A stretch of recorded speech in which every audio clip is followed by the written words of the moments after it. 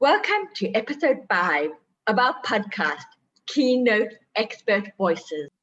My name is Batya Shulman, and I'm privileged to be your host today, talking to Arthi Rabikrisson about how important financial empowerment of women is for a sustainable future. Before we start, I'd like to introduce Arthi. Arthi is founder and managing director of Prona Advisory, based in South Africa. Over the course of an intensive 15-year corporate career in the investment industry, Arthi has led multiple successful initiatives, among them equity research, talent management, capital raising, portfolio management, transformation, and coaching across geographies and client segments in businesses. Her most recent corporate role with institutional business development helped her to expand her expertise in capital raising and giving her wide exposure to institutional investors. Arthi focuses predominantly in women empowerment and developing through her coaching, strategy, sales, and finance skills. She has helped women craft their personal and business brands holistically and with confidence. Welcome, Arthi. And just before we start, I'll introduce myself. My name is Batya Shulman. I'm also from South Africa, but left many years ago. I moved to Sydney, Australia to go to university. I'm a chartered accountant and licensed financial advisor. I currently work as a partner at St. James's Place Wealth Management in Singapore. Prior to that, I was a CFO of an Australian bank, and I've worked and lived in Sydney, New York, Tokyo, Hong Kong, and now Singapore. Like Arthi, I'm passionate about empowering and educating women and all individuals, it's about inclusive, empowering them to look after their financial well-being and to prepare and look after their future financial goals. So let's start off. So Arthi, I'm going to address the elephant in the room. Okay. Why are so many individuals reluctant to look after their finances? Batya, thank you so much for the introduction, and thank you also for this fantastic opening question. You're quite right. It really is the elephant in the room. And, if I simplify it, I think it really just comes down to fear, to be honest, and probably fear in a few different forms. So let me elaborate. The first one that comes to mind is knowledge. So feeling as if you're on the back foot in terms of understanding financial concepts, products and services that are offered, and also the intent of these particular offerings as well. Often I get asked and told as well that there's just too much jargon. There's too many T's and C's, and the costs that can be involved sometimes are, you really have to sift through it to try and get to an actual number. So those are some of the things on the knowledge side. The second one would probably be judgment. And that would be judgment by others, possibly people in your social circle, even sometimes going to an advisor. Can put you on the back foot. The other one that I typically find comes up in a lot of the coaching that I do with individuals and businesses is there's negative experiences attached to how they've managed money, specifically debt and even some investments too. And, it becomes part of the stories that people tell themselves when they're facing a current circumstance. So it requires a decision, but then they bring back those memories that they have of something that didn't go well. And that, again, takes them for a loop in terms of that fear. And then, also there's that element of looking at yourself as well. So when you're asking somebody about their finances, you're really lifting a mirror to them. And sometimes that mirror helps you realize that actually you're not doing well enough in terms of managing your money. And that can leave you feeling powerless, filled with guilt, maybe even shame. So, that's why I find a lot of people tend to just outsource when it comes to money management. So almost a hands-off approach, let somebody else deal with it, because ultimately, if you can actually do that, and if something goes wrong, well, you're almost able to place the blame on somebody else, right? You don't have to take accountability yourself. So, I think that in real terms is where things actually lie, that fear element, but covering all of these different ones. How has your experiences been, Batya, in terms of the people that you engage with as well? Very similar to yours, Arthi. And it's a combination of the money mindset, of that mindset of having some fear and some shame. People don't like change. And a lot of people, what I'm finding, live in the now. People live in the now. They live in the now. Some people just don't worry about the future. And, people work so hard in their lives that it's so important that they do plan for the future. All those things you mentioned, and it's quite interesting though, that the number one New Year's resolution every year. So come 1st of January, everyone's doing the New Year's resolutions. The number one New Year's resolution is to lose weight. Okay. And the second one, the second one is to get on top of their finances. So I think people know what they have to do. It's just about taking action. And that's where I think the issue is anchoring the mindset and taking the steps to secure their future financial well-being. So I have to agree with you on that. So let's talk about future financial well-being. What is the importance of empowering people to look after their future financial well-being? What do you think? I loved when you spoke about the New Year's resolutions that people make, because you're quite right. Money is like on one of our top two, as you said. And there was a study that I read not too long ago. I think it was done earlier this year. The US market was surveyed, and 73% of Americans actually said that the biggest source of stress in their lives was actually their finances. And, as someone who operates in that coaching sphere as well, if you understand what stress actually does to you, it's such negative impact, right, on one's state of mind. And you even mentioned, the mindset that you need to have. So, it's affecting your mind. It's affecting your physical well-being and your emotional well-being, and even things like your sleep and relationships, even the focus on your professional life. So, if you empower people to actually now reduce the source of stress, I mean, think of all of the knock-on effect that you're going to get on these different areas that I've mentioned. And, another thing that maybe comes up for me on your question is another reason for empowering people is probably, helping them make those robust decisions that actually not only just impacts them in the current and the now, but also thinking of future generations, so their heirs or the family to come as well. And then obviously, if you think a little bit further than that from an economic perspective, when your citizens are empowered, they then really push the envelope in terms of the types of products and services that are needed, in terms of the types of offerings from service providers that need to come in. And if I just stretch that a little bit further, I think it even shapes industries by creating obsolescence of certain things, stimulating innovation on the other hand, and all of these smarter choices end up having really positive externalities on communities that get uplifted, even for your national agendas, right? Where you can actually say, well, because our citizens are doing well or financially well, it's uplifting the entire economy. So in theory, these are the different knock-on effects that could happen from the individual perspective, but moving on to wider societal imperatives too. Thank you. And I couldn't agree with you more. When I look at financial well-being, I actually talk about the three pillars. And I talk about financial well-being, mental well-being, and physical well-being. And the three are so interrelated. And how can you have financial well-being if you don't have mental well-being?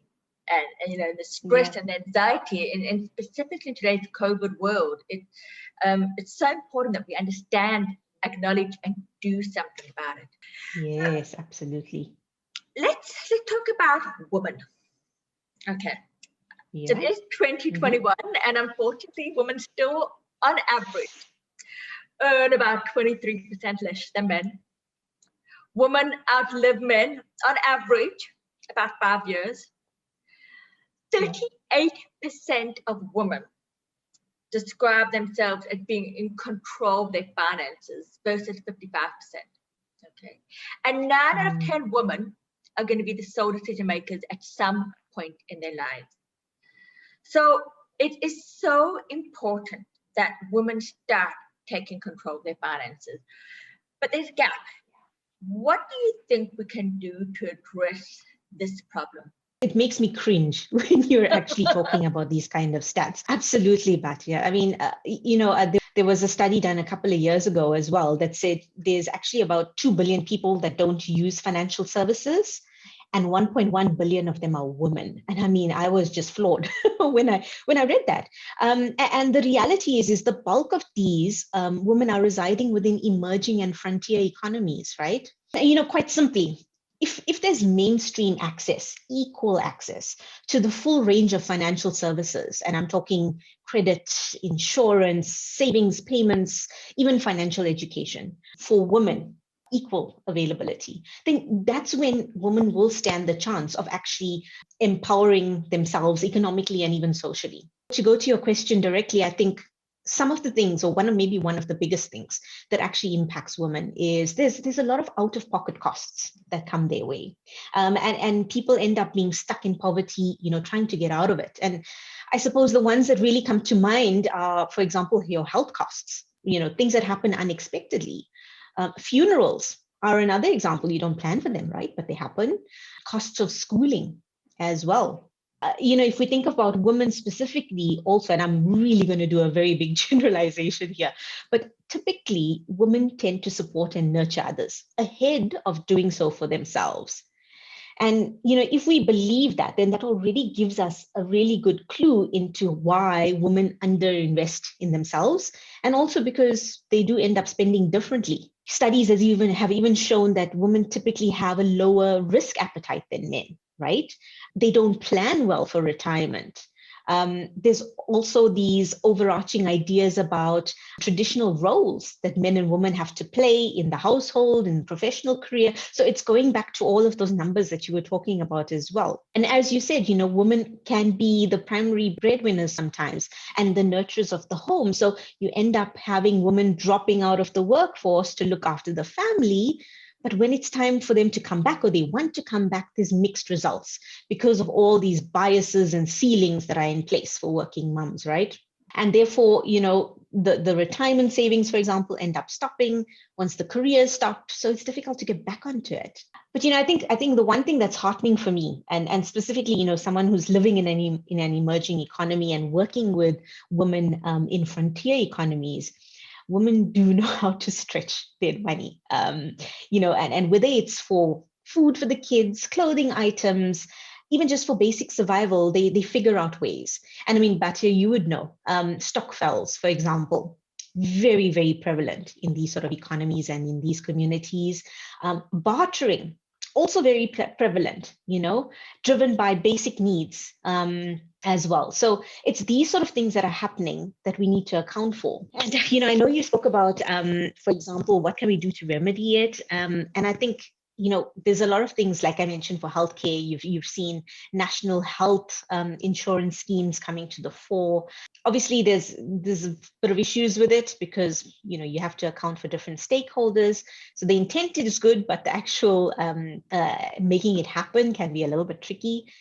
But for me, because I work with a lot of women at community level or at startup business level, it really becomes about uplifting them, creating that employment in this social development programs, things that will plug in returns into the community, because it's really going to be fulfilling for them, because they're going to see the wider community actually building themselves up.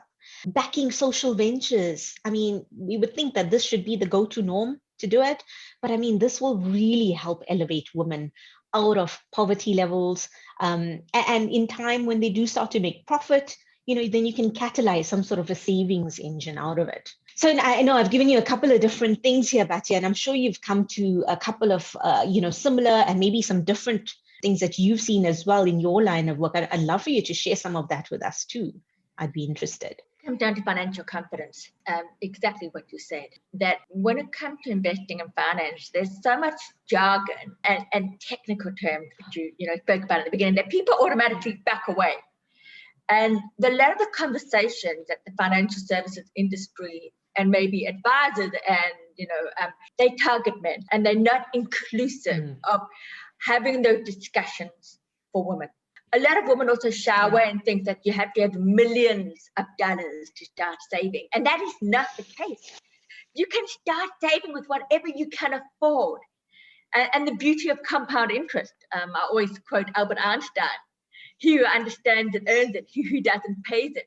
And I love showing people that you just put $1,000 away or $100 away, whatever you can afford every month, how that can grow. So I think it's breaking down some of the stigma, associated, I don't know what to invest in, the shame. It's about being inclusive. It's about removing that jargon and financial education. Financial education is a very, very big piece. Once women are educated, they feel empowered, they feel confident, and they can start taking action. So I think that's a very big element. So Arthi, going on to financial education and what you do in your role as a coach, you focus on neuroscience-based coaching. Am I correct? That's correct, yes. All right, I'm very curious. How do you use neuro-based coaching and assessment with individuals and with corporates to help them and to improve financial literacy? Absolutely. Thanks for asking that, Batya. So, it really comes down to, and let me just explain, neuroscience is obviously the study of the brain and the central nervous system and how that actually impacts what we end up doing.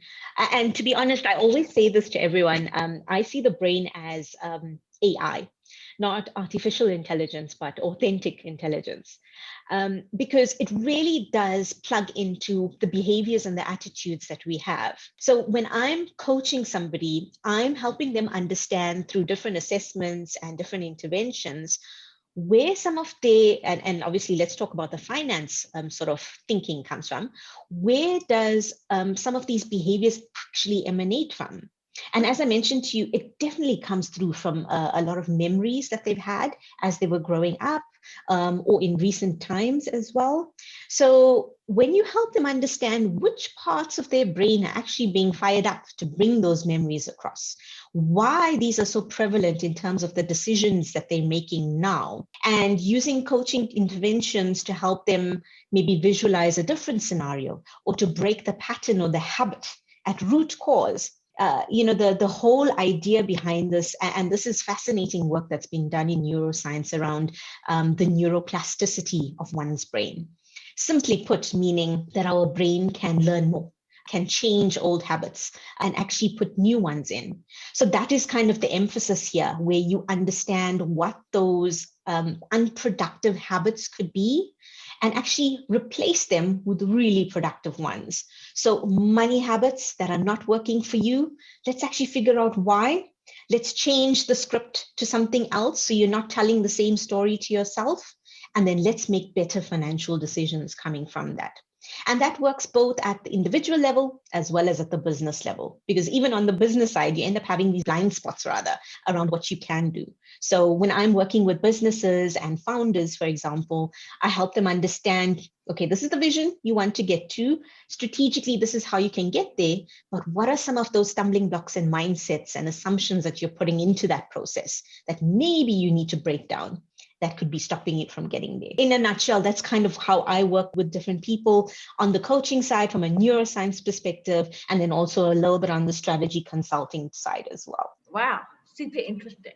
Let's move away from the people and let's talk about technology and financial services and investments are at the heart of economic activity. And it was in the last podcast we did, we spoke about digital transformation as an enabler for sustainability. What are the benefits of technology in financial services and financial empowerment? For me, it's quite simply, you're making things simpler, you're making it faster, it's information at your fingertips. But I think the little bit of the caveat here is it can be daunting for different generations, right? Because we know the younger generations, the uptake of tech is so much quicker and faster compared to the older generations. But, for me, the exciting part is, and we're seeing this in emerging economies, and I've definitely seen it in Africa as well. When you're digitizing mobile technology to offer all of these different products, services, and education, I mean, it really does become a game changer, right? People have more than one phone in Africa. And these phones, as you know, are high-tech, smart generation technologies that maybe for the longest part have been underrated and underutilized in many parts of the world. You would know of some of the money mobile payment apps and solutions that are available in Africa, for example, where you're delivering services like insurance and credit, funding opportunities, different types of payment plans outside of your traditionally banking sphere, but you're tapping into the unbanked in those markets. It's so easy to download an app that can help you with your financial literacy. So as you had said, if you're educated, or if you feel that you're building up your knowledge, that helps you build out towards that empowerment feeling and feeling like you can do more. And especially for our women as well, to be able to very quickly go onto a phone, download whatever necessary information sources they need, or to be educated. I mean, it's so easy, it's digestible, and it's within their reach. And if you think about it also from the financial services providers that are in the space, it ends up making really lean business models for them too, right? Because you're not having to put up bricks and mortar like you normally would. Put up a bank, it's expensive, regulatory controls are quite stringent, and all of those good things. But when you digitize, you really do circumvent some of these traditional things that you would typically go through. And it really does help your business, I think, elevate what it can do quite quickly as well. So for me, those are some of the things that I've seen. Are there any particular ones in your area as well, Batya, that you've come across that actually is fulfilling this mandate of transforming financial services?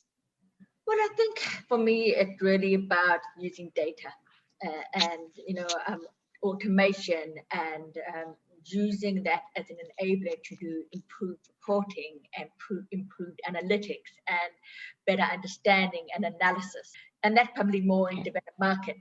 But I couldn't agree with you more in emerging markets, the access, and everyone will have a phone, or most people would have a phone. So access to different products and access to different services is now being made available. And it makes financial sense for the corporates and banks who, like I said, don't have and cannot afford, and doesn't make financial sense to open up a branch or office in rural areas. So yes, I think technology is the way of the future, and how we need to embrace it and use it to continue with financial inclusion.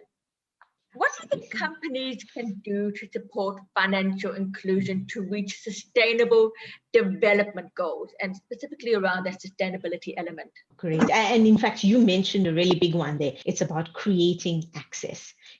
Take what you have to the people out there, and there's opportunities for you to do it through digital technology. So absolutely support it through that access creation in innovative ways. That would be, I think, the overarching one. But then, the other things could be, as we've mentioned, drive better literacy programs, innovative ways to build up financial knowledge and education. A third one is, actually going to this customer profile that you probably haven't reached out to before, and listen into the unique needs and challenges that they're actually facing. They've been excluded for a reason, right? And possibly it's because there's not a marriage between what products or services are offered versus what their actual needs are.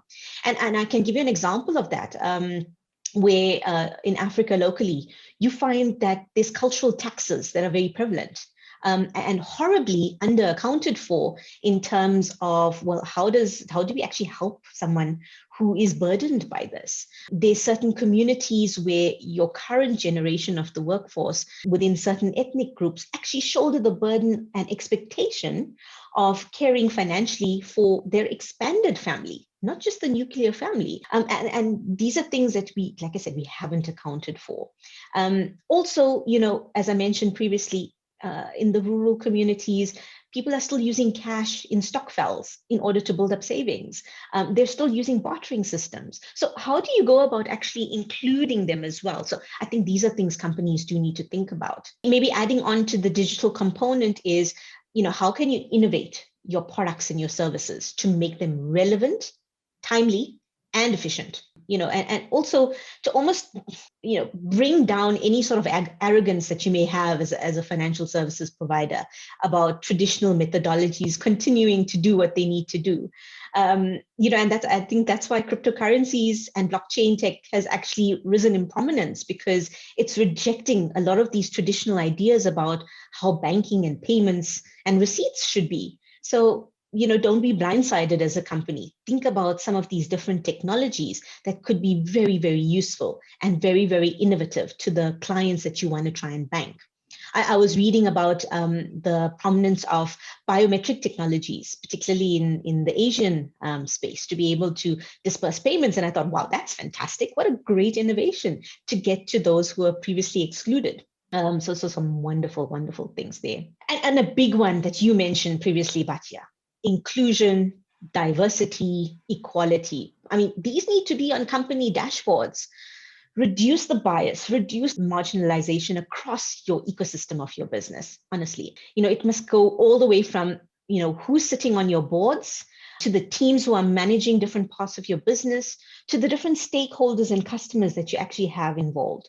And if companies apply this DE&I lens, I think you really start to drive towards very cohesive decision-making processes that can lead to a lot of things in that space. And I know, for example, the CFA Institute has been calling for greater diversity and inclusion in the asset management space specifically, because, as you know, in asset management, right, you almost need those changing perspectives and that new thinking to come about, so that when you're raising issues about sustainability and you're bringing in different viewpoints from marginalized segments of people into, the portfolio management stream, you're starting to then bring positive new ideas coming to the space that can then challenge the norm and really bring something new, exciting, and fresh to investors who would be looking for something like that.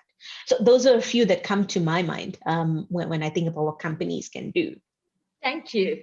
Thank you so much for sharing that with us. So informative and lots for our listeners to actually think about. And thank you very much for your time today. But before we wrap up, I would just like to share a few words on KeyNote Women Speakers. So KeyNote is a non-profit organization run mainly by volunteers. It's all about women supporting women. Not only do we make sure that women who are thought leaders and excellent speakers are more visible on speaking stages around the world, but they also train the next generation of future speakers. KeyNote Women is on a mission to equip women to deliver great speeches and rock that stage. Today, KeyNote directory impanels over 100 women speakers globally. Our speakers are leaders in their fields of work, subject matter experts, and ever inspiring. We encourage more women to come forward and take the stage. We intend to make the stage and panels gender neutral. We don't believe in exclusion, but diversity, inclusion, and equity. I encourage all those listening who are looking for speakers now or in the future to support our mission. You can visit us at www.keynotewomen.com and follow us on social media. Thank you, Arthi, again for your time and your expertise. And thank you, everyone, and take care. Thank you, Batya. Thank you, everyone.